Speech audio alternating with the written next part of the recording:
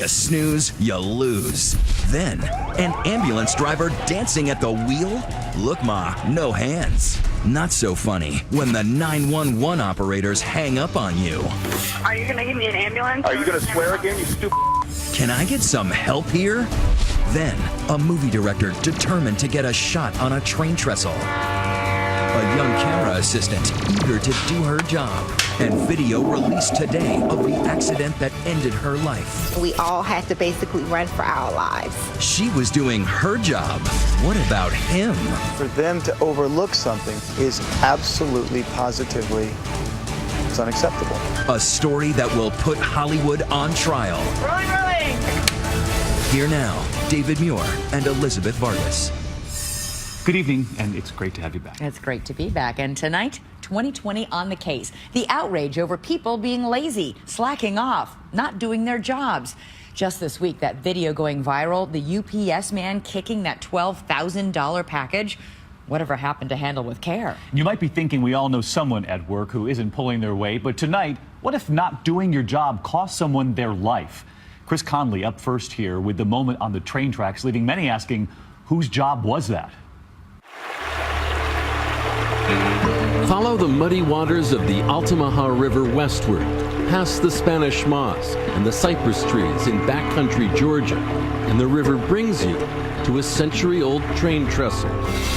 Here, this February, a film crew would gather to shoot a movie's first scene.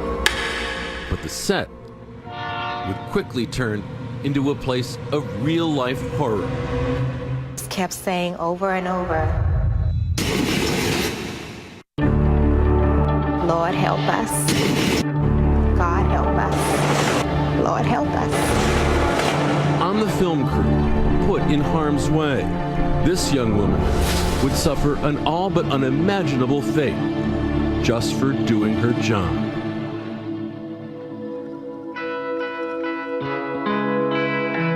She fell in love with the camera. She was Sarah Jones. Raised in South Carolina without showbiz connections, she earned her film crew stripes during an internship in Charleston on Army Wives, as her parents Richard and Elizabeth remember. Why do you think she was drawn to the camera department? It's a challenge of it, I think. I think for the most part, it's a man's world, and I think that was a little bit of a challenge to her. Competition. Sarah Jones would become a camera assistant, the last sight the camera would see before a scene began. For multiple seasons on The Vampire Diaries. This guy doesn't know that you're a vampire. Let's keep Such stars as Nina Dobrev and Ian Somerhalder knew Sarah well. Sarah, the first time I saw her, I mean, she was literally right in front of my face. She was doing the slate. You couldn't help but notice Sarah Jones. Great. Just always wanted to be around her. She always had a smile on her face and was just the uber professional. She was my sister, you know? She was my cosmic sister. Even on the vacations she loved, Sarah Jones liked setting up her shots just so. She always was up for anything. She wanted to do bigger things, go to new countries, work on features, and get her name out there. Rolling! In search of those opportunities, she'd leave Vampire Diaries in May of 2013. Soon, a huge break. Getting hired on the Fast and the Furious 7, as her parents recall. She was in the position she was striving so hard to be in, get her foot in the door on feature film. But then, a tragedy with a star. Paul Walker, one of the stars of the enormously popular Fast and Furious movies, dead in a car crash. Production would be postponed for months, so Sarah took her own fateful path, taking a camera assistant gig based out of Savannah on the movie Midnight Rider.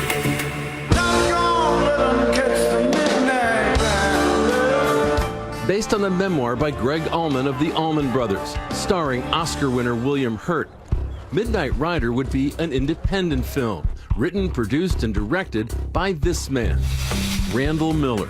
Sarah mentioned to me that it is a low-budget film, and she was a little bit surprised that some of the people did not have the level of expertise that she expected.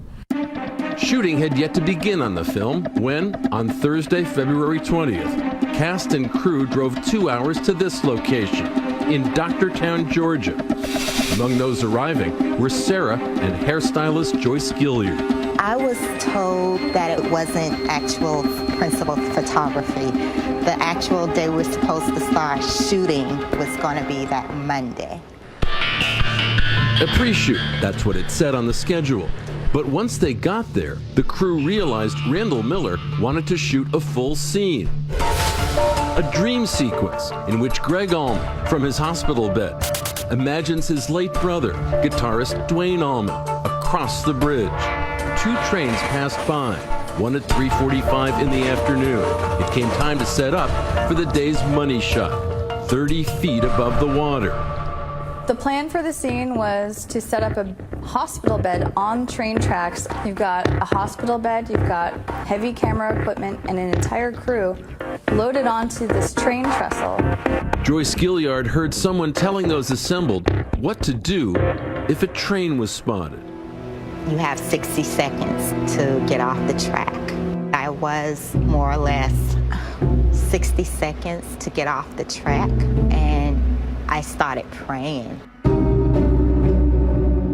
I'm mad at myself because I didn't say something. There was no on-set medic.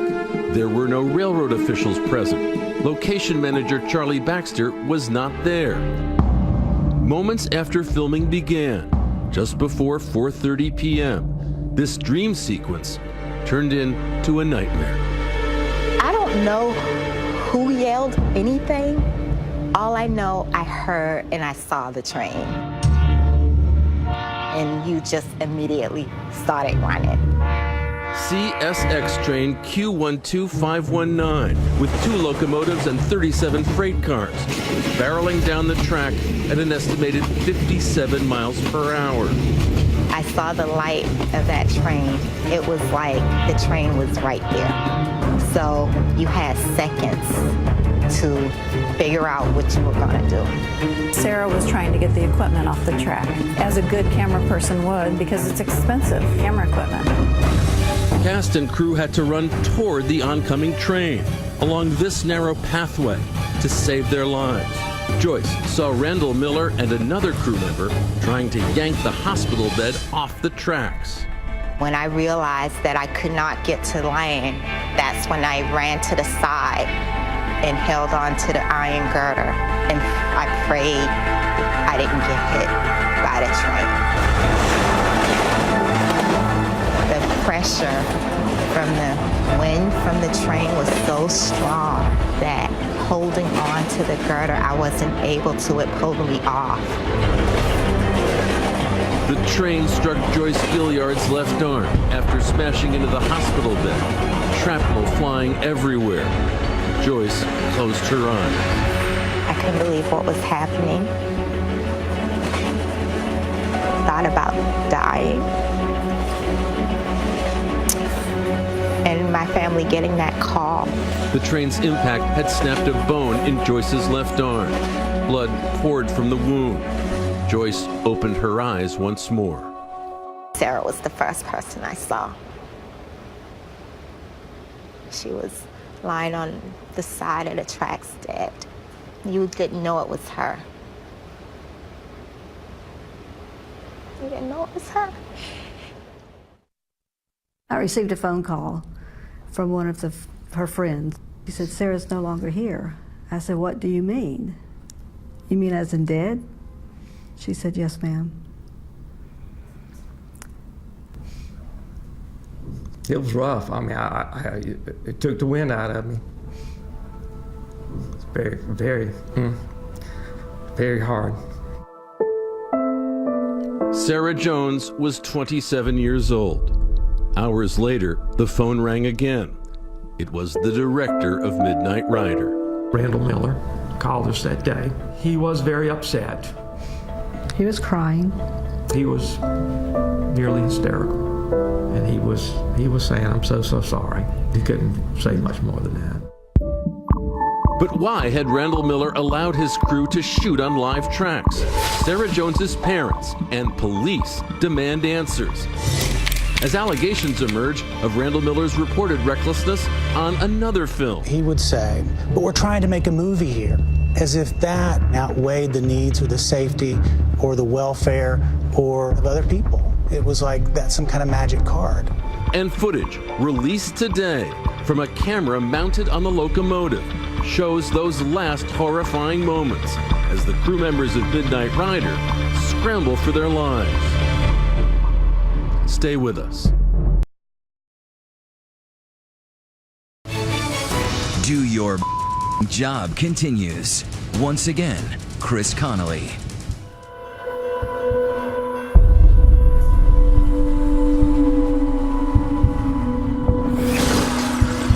After the hideous accident on the trestle bridge above the Altamaha River in rural Georgia, there was a silence as scary as what had come before. At first, it was like a quiet, like people were in shock. I remember hearing somebody say, "Oh my gosh, she's dead." The horrifying news that 27-year-old camera assistant Sarah Jones had been killed by a train on the set of the film Midnight Rider reached her good friends on The Vampire Diaries just a few hours after it happened. And I got the call. We just sat in the car going to set, and it was just pure shock. She just left too soon. She would have been, yeah, it was just too soon. I've been working as an actor pretty much nonstop for 15 years, and I'd never experienced anything like it, where everyone just went home and crying. I wanted to know what exactly, what do you mean? You know, how? I was angry, really angry. And for them to overlook something that jeopardizes the safety of the people that are working with them is absolutely, positively, it's unacceptable. Ever since the accident on February 20th, investigators have been trying to figure out who wasn't doing their job to keep this crew safe. The people who made poor choices that day need to be held fully accountable. Investigators would uncover this email sent to location manager Charlie Baxter on the morning of the shoot, in which the railroad refuses to grant the film permission to shoot on its tracks. Producer-director Randall Miller and the rest of the Midnight Rider crew had no way of knowing when a train might be coming, as railroad safety expert and film consultant Art Miller notes. There is no freight train schedule I can rely on to make sure there'll be no train on my track. It's a day-to-day thing. There's not such a thing as a freight train schedule that approximates what, say, a major airline might publish. Someone at the scene apparently said only 2 trains go by, we're good to go. Well, that's not true. Attorney Jeff Harris has filed a lawsuit on behalf of Sarah Jones's parents. You don't shoot on a railroad track unless you absolutely are positive that you have permission to be there. And I think they said, well, you know, we don't have actual permission, but ultimately we're just going to try to steal this shot. If so, it would apparently not be the first time Randall Miller had stolen a shot. Take this subway scene from his 2013 movie CBGB, a scene he brought up in this panel discussion. We're not allowed to shoot in the New York subways, so I don't know if you know that, but you're not allowed to. And on the DVD extras from CBGB, shot mostly in Savannah, Randall Miller jokes about pulling off scenes like this one. This is a real house, and I don't think they fully knew that we were going to drop a piano down their staircase. All in good fun? Well, how about a child turned loose in a pasture? I mean, I don't think it's dangerous at all to have a little kid run through cows, do you think? No. One man wasn't laughing. Jay Self, then the head of the Savannah Film Commission. We had more complaints about the activities of this film than we did in any previous entire year. Self, who would be removed from his post after CBG left town by the Chamber of Commerce, says that a stop sign was removed by the production, another painted over. Cars were parked in handicap spots or in front of fire hydrants. Minor issues perhaps, but often accompanied, Self says, by sheer arrogance. He would say, but we're trying to make a movie here, as if that somehow outweighed the safety or the welfare or the business of other people. It was like that's some kind of magic card. When CBGB was over, we were like, I can't believe nobody got hurt. Tragically, that was not the case on Midnight Rider.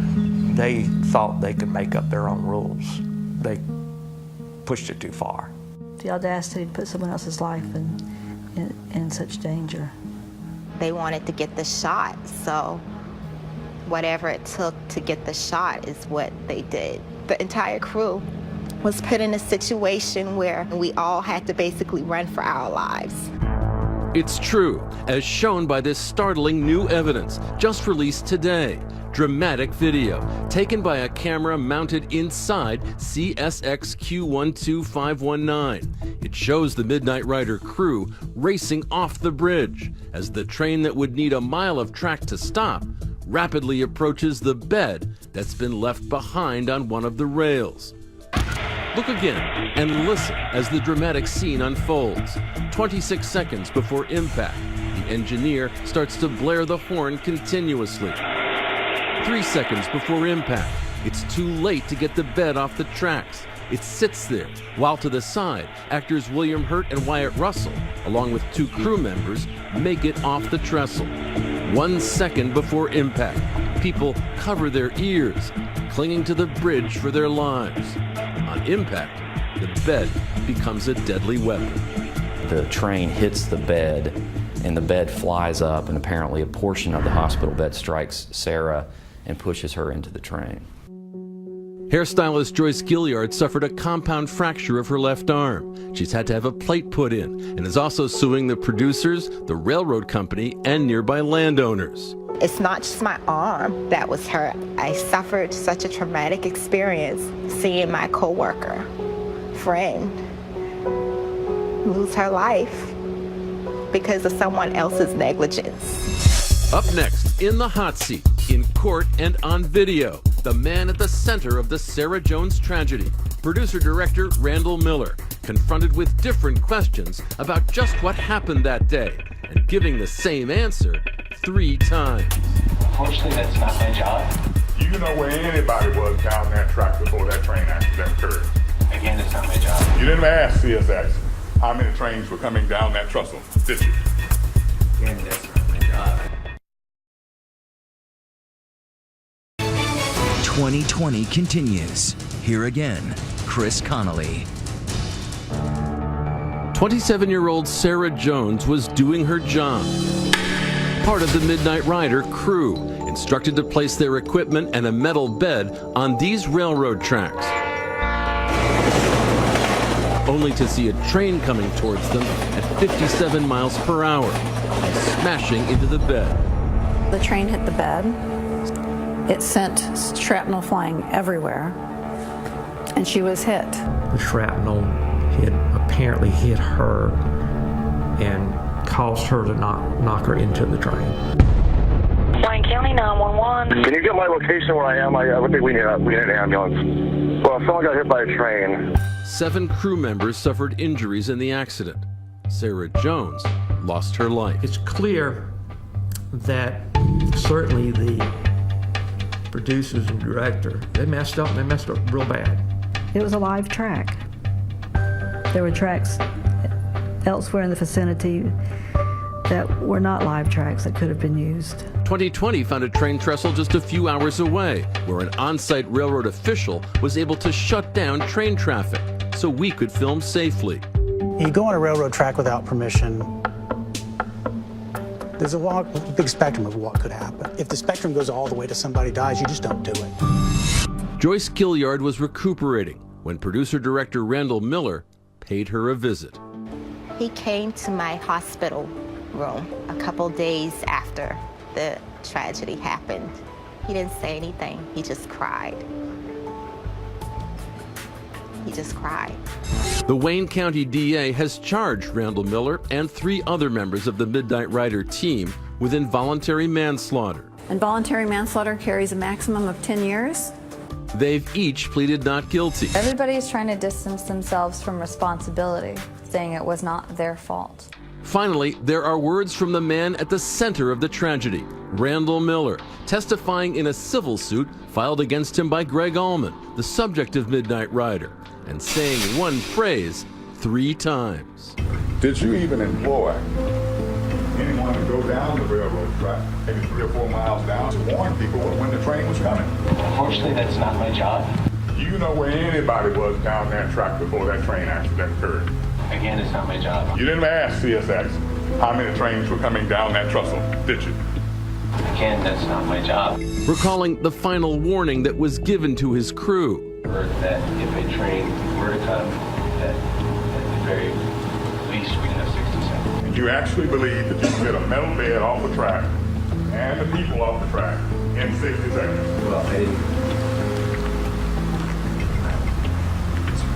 Yes. Claiming he'd gotten the okay for his shoot from a company that owns land next to the tracks. Do you have a written permission, sir, to be on the train track? We have permission from Rainier, who gave us the permission to be there. The company Rainier owned the land next to the tracks, but not the tracks themselves, which is where the deadly shoot occurred. Did you have written permission from CSX, the railroad company, to be on that track? I'm not the one who gets permits. I was in the middle of the track, and I almost died. Sarah Jones did die on those tracks. A statement released tonight to 2020 from the lawyer of Randall Miller and his wife, producer Jody Savin, says they believed they had permission to be on the tracks from Rainier and CSX. They had no reason to believe that anyone would be placed in danger. They will live with the sorrow of Sarah's death for the rest of their lives. Her death sent shockwaves through the filmmaking community, as nothing else had, since a helicopter killed 3 actors, 2 of them young children, during the 1982 filming of The Twilight Zone, the movie. Anita Bush and Jen Yamato of Deadline.com have been on top of the story from the start. The one thing that the Twilight Zone incident did do is it's helped safety issues for children and for child labor laws. I think we're seeing the same thing for safety on the set with Midnight Rider and Sarah Jones. People will not forget Sarah Jones. Days afterwards, hundreds of film and TV productions across the nation began to put Sarah Jones's name on their slates, from Scandal and The Big Bang Theory to Downton Abbey and Mad Men, all to reinforce the importance of on-the-set safety and to honor her memory. This was personally given to us by Nina Dobrev of the Vampire Diaries. I think latest count was 2,000 slates. The slates for Sarah have a special place in the home of Sarah's parents, who were watching as the Oscars paid tribute. When you saw her name up on the screen at the Academy Awards, what were your feelings? Overwhelming. She made it to the Academy. She made it. Yeah. Earlier this month, heartened by news that there's now a smartphone app for crew members to get backup on safety issues, hundreds took part in a safety walkathon in Atlanta. Never again let someone's daughter die. Those in attendance included Sarah's family and the Vampire Diaries cast and crew. In my head, she's always walking by me with this smile, and I'm in a bad mood, and all of a sudden I'm instantly in a good mood. Nowhere is her memory more cherished than on the Vampire Diaries set, where the first shot of the day is called the Jonesy as a safety reminder. The first shot is dedicated to Sarah Jones. Here we go, the Jonesy's up. Jonesy B. Mark. The last day I ever saw Sarah, we'd rented some bikes and we're just bombing around Amsterdam and had just the best time together. I feel as blessed as I do that my memories of her are so positive and so wonderful. We feel so blessed. To have had a daughter, to have had her for 27 years was wonderful.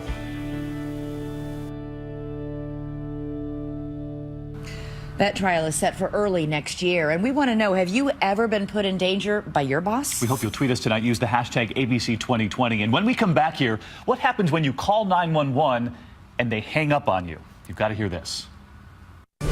Coming up, it's one of the most stressful jobs on the planet. 911. But that's no excuse for this. I really just don't give a what happened. When 911 hangs up on you, we'll be right back. Our lives are in their hands when we most need help, and almost every time they do their utmost to save us. But what happens when first responders don't respond? Jim Avila with the incredible story. They are supposed to be, and most of the time are, our lifelines. The people who, when we are in danger, literally answer the call. Just like Halle Berry in the Hollywood movie, The Call. 911, where's your emergency? A man is trying to break into my house. But what if we are in trouble and they are sleeping? Like the 911 operator in Miami, Florida, who was taking a snooze in the dispatch center, and her colleagues also fast asleep. The police department says they were officially on break. But what about this dispatcher in Rockville, Maryland? So tired he's actually caught on tape snoring. Could you send any ambulance or anything right now? Sleeping, clearly not okay. What about dancing? Like this EMT who was driving his ambulance home at the time, reprimanded for his hands-off-the-wheel seat dance to Rihanna's Pour It Up. The singer tweeted, "The paramedic guy just reminded me why God sent me here." That sent the video into the Twitterverse stratosphere. All kind of funny, true. But unfortunately, sometimes when first responders are instead worst responders, there can be tragic, not funny at all results. 13209 Rolling Avenue, outside in the parking lot. All right, we got. Bear with me on the line. Here is where that call came from.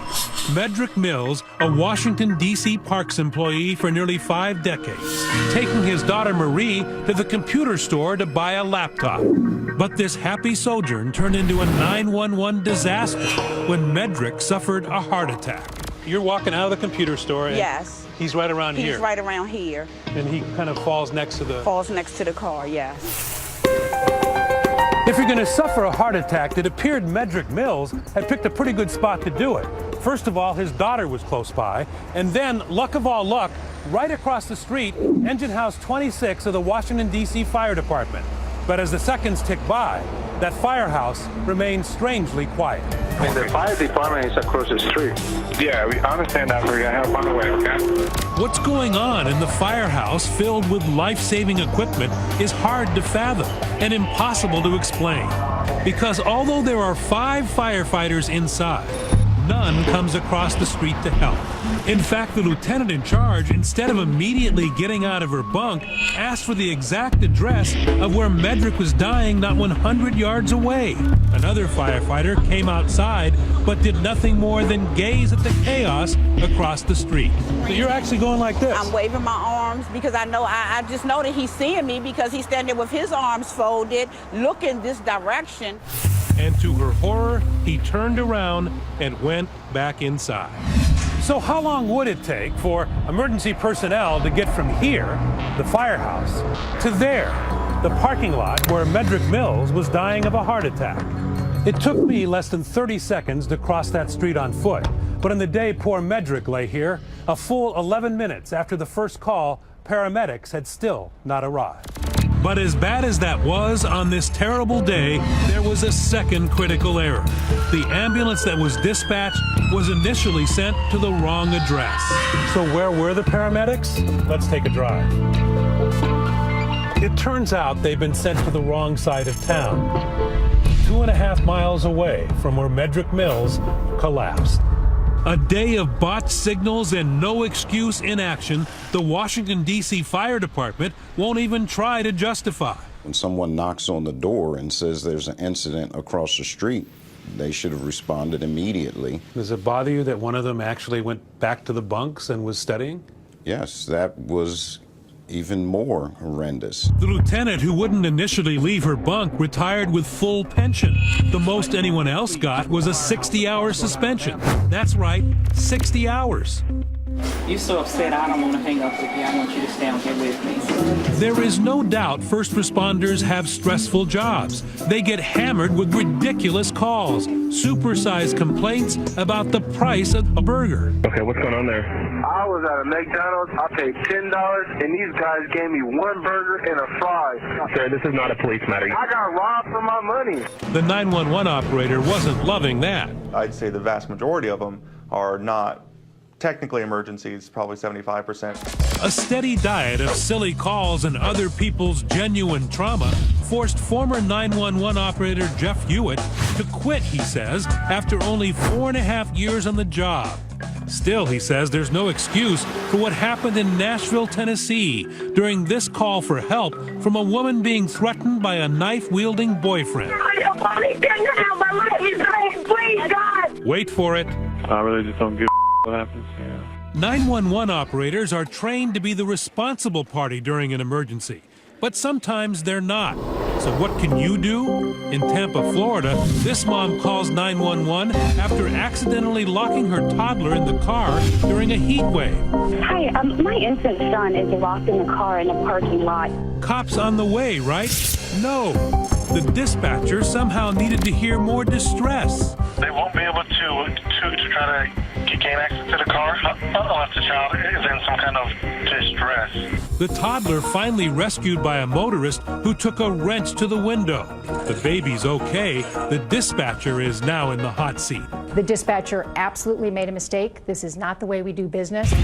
In Michigan, this 911 operator, suspended for 2 weeks without pay, teaches us that no matter how long you have to wait for an ambulance, don't swear, as this desperate daughter did while watching her father's brain seizure.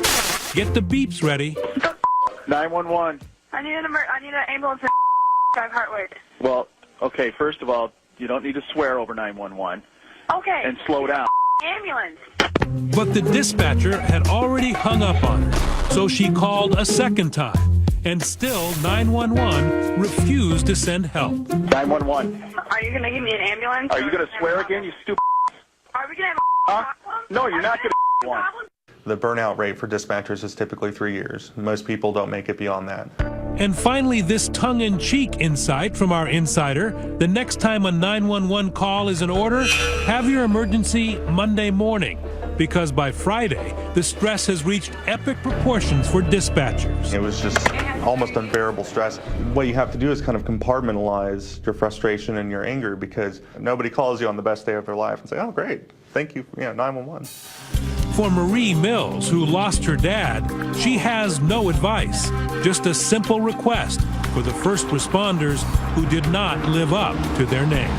Just do what you were trained to do, what you are supposed to do. Just do your job.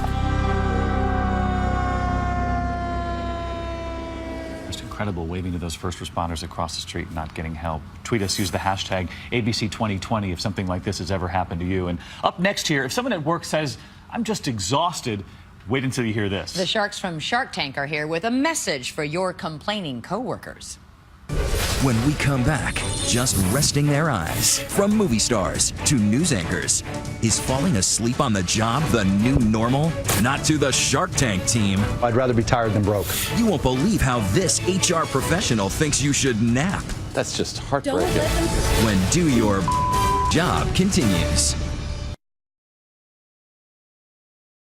Well, you knew this was coming because we've all seen it. Coworkers sleeping on the job, caught nodding off. What's their excuse? Well, you're about to hear it here tonight. And Chris Conley hearing from the Sharks on Shark Tank. They've got a message you can deliver to your coworkers come Monday morning.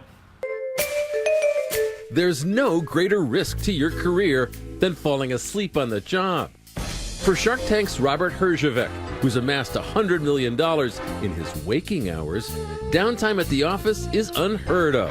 You don't get to be a shark by snoozing. If you snooze, you lose. Yet for today's overworked employee, not getting enough sleep can really take a toll, even if he can't. Hey! Morgan Freeman, Michael Caine. Good morning. Even movie stars plugging their own films sometimes need an unexpected rest, like on this Seattle morning show. It's quite a wondrous thing to sit there. We were in the audience last night. And remarkably, live news anchors have been caught snoozing. Coming up on the BBC News Channel. Such as this one from the BBC. And this radio host didn't drop the mic, he dropped onto it. Even law enforcement isn't immune. This surfaced this week on our San Francisco station KGO. A trucker found this park ranger sawing wood with a beverage accomplice. There's a state park guy here, and I can't wake the guy up. And not even being photographed could wake up this alleged burglar, who catnapped his way into custody after the homeowner's house cleaner found him clasping this sack of jewels while bagging some Z's. 911. There's a man laying on the bed. I'm scared. Please hurry so we can touch him. Falling asleep on the job doesn't usually get you arrested. He's pled not guilty. But it can get you fired or teased on TV. Oh, we bored the scoreboard operator to sleep. Yep, sorry, pal. Your supervisor will be calling you shortly. It's worse for time zone crisscrossing politicians, expected to be ever alert, waiting to speak or listening to a speech. Maryland Governor Martin O'Malley nodded off during a meeting with constituents. Tracy Eno says she had spent weeks preparing a speech opposing a natural gas export facility. Hazardous properties. Yeah, I was really excited to be there because I thought finally, here's the opportunity to get the message across. Then it occurred to me, he's dozing off. I was really angry. Hello, wake up here. Pay attention to me now. At the time, O'Malley's spokesperson told Maryland's Daily Record he was listening intently during the 6-hour meeting. And he's only human. Recent sleep studies would open anyone's eyes. Getting enough sleep improves cognition, memory, and creativity. Great, but what about, money?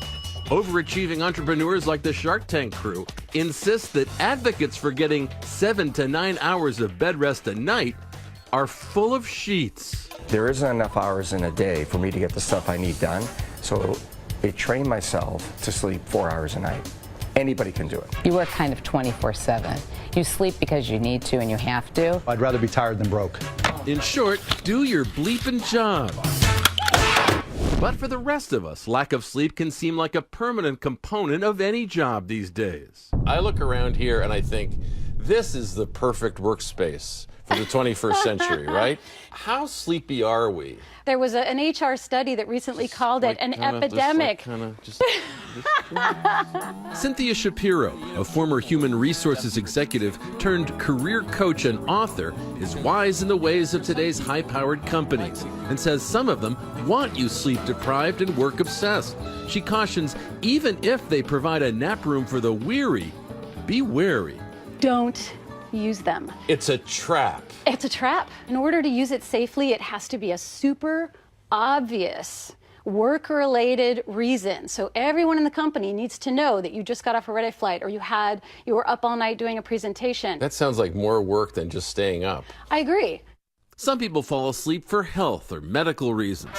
But no matter what the cause, Cynthia suggests if you gotta doze, get out of Dodge. The best thing to do is get out. Tell your boss you forgot about a dentist appointment or you have to go pick something up, run an errand. Go sleep in your car. You're going to drive your car somewhere into an anonymous parking lot? Yes. Sleep in that parking lot? Sleep in your car. Set an alarm so you don't oversleep. That's just heartbreaking. Don't let them see you sleeping. But what if you just can't get away? Cynthia Shapiro showed me a canny, tongue-in-cheek cubicle cover-up to disguise drowsiness. Remember the